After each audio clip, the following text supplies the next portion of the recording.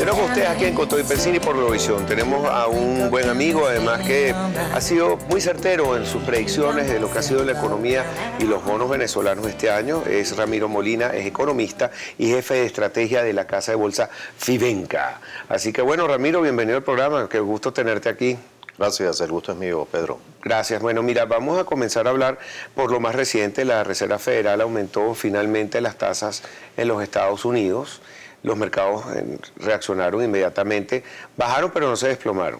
Hay dos preguntas básicas. ¿Por qué lo hacen después de tanto tiempo? ¿Lo hacen antes de que llegue Donald Trump al poder? ¿Y cuáles son las consecuencias para el mercado? Si esto va a restringir un poco las inversiones, si esto va a ser una escalada inflacionaria, ¿cuáles son las repercusiones, por favor? Bueno, el FED, el Banco Central de Estados Unidos, es una institución con tanta credibilidad que no hace falta a veces que haga las cosas, sino que las preanuncie. De manera que ha sido exitoso, creo yo, en ir haciendo que los mercados se ajusten con anticipación a la decisión en sí misma. Es decir, esta es una decisión de la que se viene hablando por 2 años. Todos los mercados ya estaban suficientemente anticipados de que esto iba a ocurrir. Y por otro lado, la prueba es que el anuncio en sí mismo, cuando ocurre ya la decisión hace 2 días, el efecto, como tú dices, no fue tan contundente porque ya estaba ajustado de alguna manera. Creo que ahorita lo que aceleró un poco la concreción de esto es la anticipación de un gobierno de Donald Trump que pareciera querer calentar un poco más la economía americana, de manera que ante posibles presiones inflacionarias o desviaciones de crédito, pues este ajuste de tasa de interés parecía pertinente, aunque es un poco casi simbólico, porque es un 1/4 de punto. No está afectando tanto el mercado. No cambia drásticamente las valoraciones. Ahora, lo interesante es que los Estados Unidos ya han sufrido procesos de alta inflación y, por ejemplo, cuando fue el presidente de la Reserva, Paul Volcker, descubrieron que tenían que adelantarse y subir las tasas hasta que contrajera la economía de alguna manera, hasta 12% vimos tasas en los años 80 y 90. Ahora te pregunto algo, Donald Trump y los republicanos generalmente lo que hacen es rebajar impuestos, lo que ha ofrecido. Sin embargo, a pesar del gran déficit fiscal que tiene ese país, van a seguir endeudándose. Dicen que va a ser una gran expansión en todo lo que es la construcción, inversión en construcción, pero él dice que no les va a afectar porque el dinero va a salir de los impuestos que se van a generar, de los negocios y de los trabajadores que van a hacer precisamente vida a través de esa expansión en construcción y también infraestructura. La gran incógnita ahí siempre es si hay rezago o no, desde que se toma la medida hasta que efectivamente la economía responde. Si el rezago es muy largo, pierdes el beneficio de la medida. Pero en este caso creo que todo apunta a que Trump quiere estimular tanto monetaria y fiscalmente la actividad económica en Estados Unidos y tratar de recomponer un poco el tejido industrial y manufacturero de Estados Unidos, que ha estado cediendo tanto terreno a competidores. Entonces, si él apunta en esa dirección y efectivamente comienza a tomar medidas pronto, allí los síntomas de posibles calentamiento en la economía americana deberían comenzar a surgir. Lo que estamos, yo creo que es como preparándonos para eso, ¿no?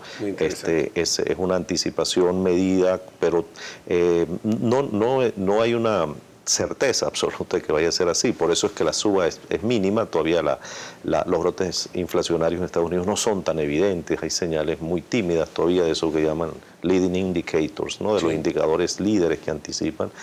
Pero pareciera que esa va a ser la tónica de todo el próximo año. Por otro lado, todos los nombramientos del Ejecutivo, del Gabinete, apuntan a que va a haber una buena cadena de estímulos. Ahí va mi próxima pregunta sobre ese gabinete, porque está escogiendo militares, pero también empresarios muy exitosos. De hecho, quiere nombrar al secretario de Estado a nada más y nada menos que el presidente de la ExxonMobil, como diciendo, mi proyecto va a tener mucho que ver con el mundo petrolero. ¿Cómo va a ser y cómo nos va a afectar eso a Venezuela, que es un país petrolero también, positiva, negativamente? La industria petrolera en sí misma está también en cierto pugilato entre las compañías energéticas convencionales, tradicionales, que trabajan extrayendo crudo convencional, donde cabe en buena parte Exxon y donde está Venezuela, y toda esta nueva camada de productores de shale oil, ¿no?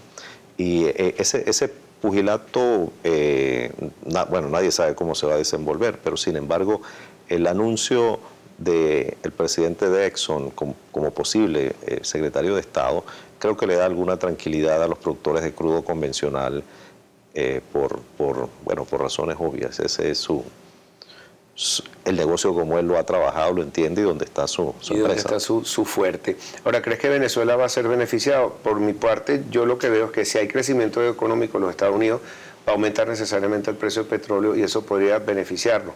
Ahora, también tenemos algo paralelo que fue el recorte o el freeze, el congelamiento de producción que decidieron de 600.000 barriles diarios ahora hace una semana, que hizo que se disparara el precio del crudo. Si eso se mantiene, más lo del Trump, lo más seguro es que pueda mantenerse o subir el precio. Esos son los escenarios. ¿Tú ves esto así? Sí, pareciera que eso es lo más factible, lo más, y es prudente pensar que pueda ir en esa dirección. El recorte, bueno, Venezuela podría tener maneras de cómo evadir los costos del recorte. Si ese recorte lo materializa en los programas de financiamiento con petróleo que tiene con países amigos, no tenemos por qué sufrir en Venezuela el recorte, por ejemplo. Pero siempre esa ecuación de cuánto produces y a qué precio tienes es una ecuación que se discute mucho porque aunque produzcas menos con estos recortes, si la suba en el precio te compensa lo suficiente, pues no te duele tanto, ¿no? Sin embargo, es un riesgo que hay que ir midiendo muy cercanamente porque si el precio no reacciona tan favorablemente en el tiempo, ¿no? Quiero decir, que no se tenga una trayectoria de estabilidad y de dirección bien clara, entonces puedes estar haciéndote un desfavor a ti mismo. Claro. También quería preguntarte sobre Trump. Las relaciones diplomáticas son importantes entre los países para tener buenas relaciones económicas. Trump dijo hace poco que no le va a comprar petróleo a los países que no considera amigos. ¿Crees tú que Trump le siga comprando petróleo a Venezuela y cómo van a ser esas relaciones diplomáticas? No estamos hablando de política, estamos hablando de economía, porque una cosa afecta a la otra. No, ciertamente. Bueno, Trump no compra petróleo, ¿no? Claro. Son compañías privadas en Estados Unidos.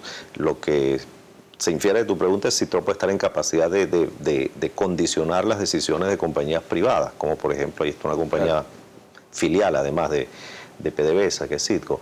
Pero creo que como con el muro y con muchos otros anuncios de Trump hay que esperar para ver hasta dónde llega, ¿no? ¿Esperas los primeros 100 días qué va a pasar en ese? ¿Se puede en esos 100 primeros días ver y darse uno cuenta cuál va a ser la política realmente de Trump, si va a ser más pragmático y menos retórico? Por lo menos para lo que él va a intentar hacer en el 2017, sí.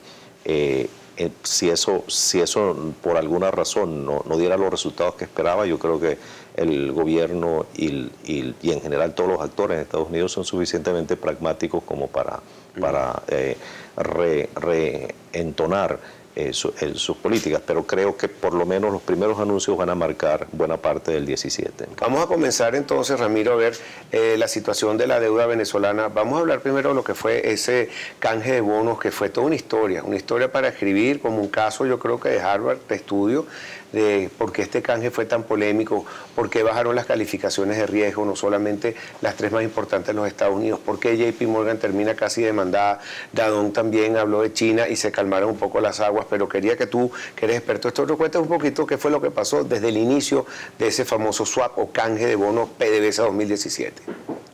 Bueno, creo que ciertamente es una historia digna de reconstruirse, porque no por lo interesante en sí mismo, sino por las lecciones que debemos sacar de ello. Creo que para PDVSA, para los agentes colocadores o que tienen algo que ver con el mercado de renta fija, pues hay lecciones muy importantes.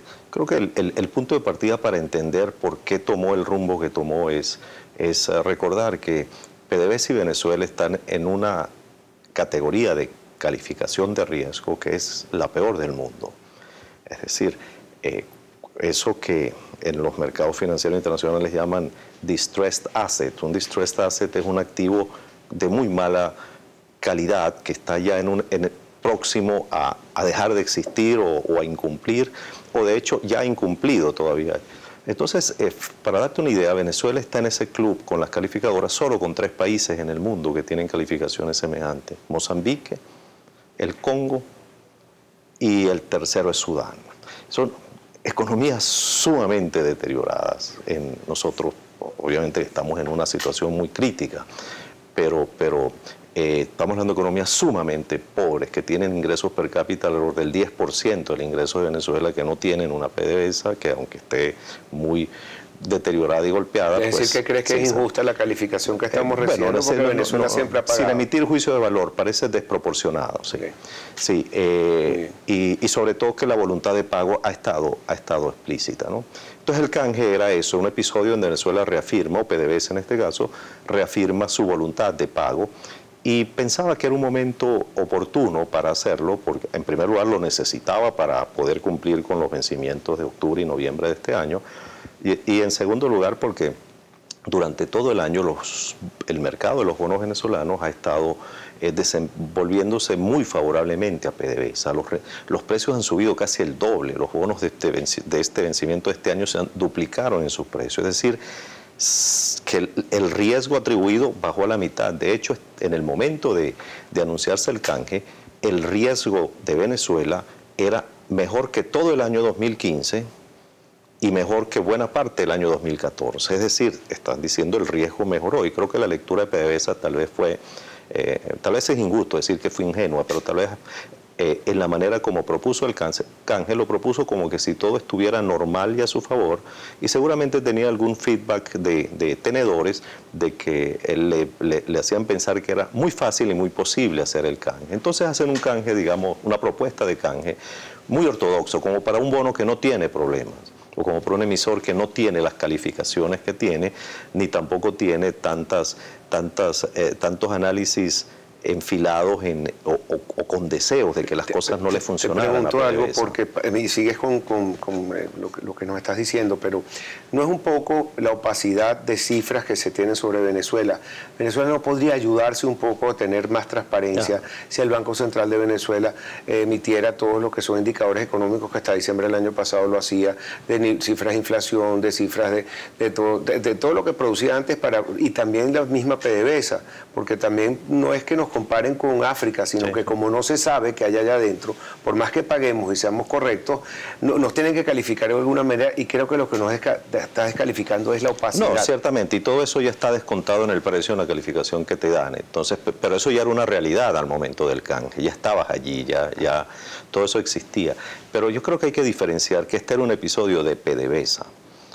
Y PDVSA hizo un prospecto de 442 páginas con mucha más información de la que nadie esperaba. Yo creo que ahí estaba buena parte de la información como para que cualquiera pueda hacer una evaluación y tomar una decisión educada sobre si le convenía o no, o en qué situación estaba PDVSA. Ahí descubrimos información que pensábamos que nunca íbamos a saber. Sin embargo, estaba allí. ¿Ese prospecto se puede conseguir? Sí, está en las páginas, no sé si está ahorita, pero estuvo mucho tiempo, no he chequeado últimamente, pero por los primeros 2 meses estuvo.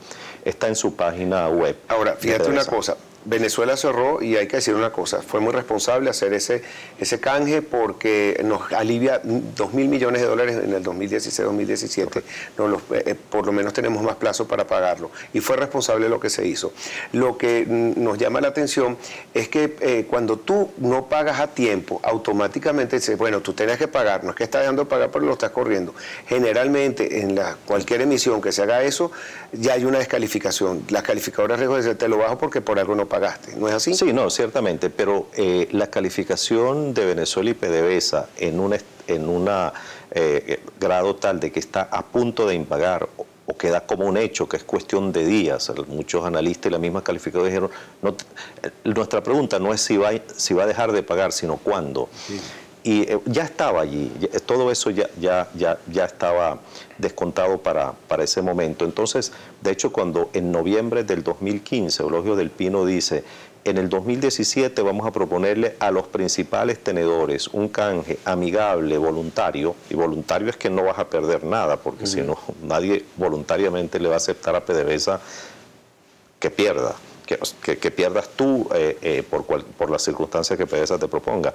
Pero cuando el Pino dice eso, inmediatamente, una cosa extraña, aquí las calificadoras no han usado ese lenguaje con nadie en el mundo, por lo menos tanto, yo que me he tomado la molestia de revisar lo que han dicho con cualquier país, e incluso los que dejaron de pagar muy hostilmente, nunca usaron ese lenguaje. Y por ejemplo, cuando el Pino dijo eso, Standard & Poor's dijo inmediatamente el día siguiente, cualquier cosa que haga PDVSA que no sea pagar en efectivo en ese momento será considerado un default, y eso tiene una base técnica, es así, pero esa insistencia en decirlo, también Standard & Poor's, cuando están en el medio del canje, que hace un nuevo downgrade, una nueva rebaja en la calificación, dice, ese no es un canje voluntario. Bueno, hasta donde hemos podido evidenciar, nadie fue ahí obligatoriamente, ¿no? Bueno, quizás haya sido por una amenaza que sacó PDVSA en un comunicado que decía, si no pagan me veré obligado a entrar en default. No, nunca dijo eso. Dijo, consideraré todas las opciones disponibles. Claro, la lectura desde la adversidad o desde una visión negativa es que eso significa. Bueno, ahora, eso, pero pudo haber sido un bluff también, porque no, claro. pero nunca dijo eso. Dijo, consideraré las opciones que tenga que considerar. Sí, ahora te pregunto algo también sobre esta calificación. Tenemos triple C, ya la próxima que venimos de ayer para abajo es default, y la otra pregunta, ¿qué pasó con JP Morgan? Porque ellos dijeron que por Clearway y por Citibank no habían recibido los fondos a tiempo en el último bono, sí. Y por eso emitieron para sus clientes un reporte donde decía, mira, no pagaron a tiempo, entraron en event to default, y esa misma tarde, después que sacaron esa nota, ya entraron los fondos que están retrasados. Eso creo es un malestar que iban a demandar a JP Morgan. Tengo que ir a una pausa, al regreso me cuentas qué pasó ahí, por favor. Ya regresamos con más para ustedes aquí en Con Todo y Pensini por Globovisión.